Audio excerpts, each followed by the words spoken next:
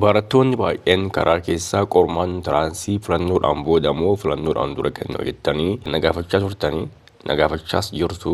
Egaa ministeerri barnootaa kaalendara isaa bara 2018 baase irratti guyyaan qormaata intiraansiitti kennamuu ifoomsee ture.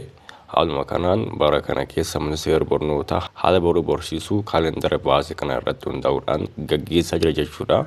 Fakkeenyaaf yuunivarsiitiiwwan garaagaraa kaalendara bare kana irratti hundaa'uudhaan waamicha gochaa turanii akkasumallee haalli barnoota isaaniis kaalendara kanatti hundaa'uudhaan gaggeeffamaa ture jechuudha.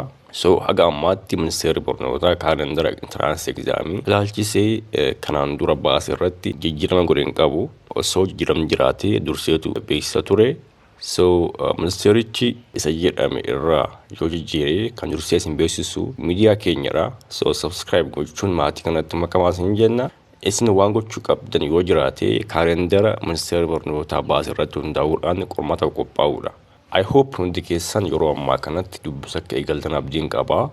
Kana hin eegalles yoo jiraattan yeroon afi gahaadha. Ammuma osoo of hin jeeqin dubbisa eegalaa isiniin jenna. Gaafa dubbistan immoo hiriyaa cimaa isin caalu wajjin dubbisaa.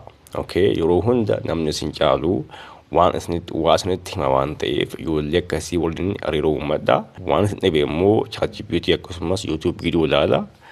Intiraansii namni kamiyyuu of tasgabbeessee waanuma sasalphuu dubbisnaan akka salphaatti itti darbuu danda'a jechuudha.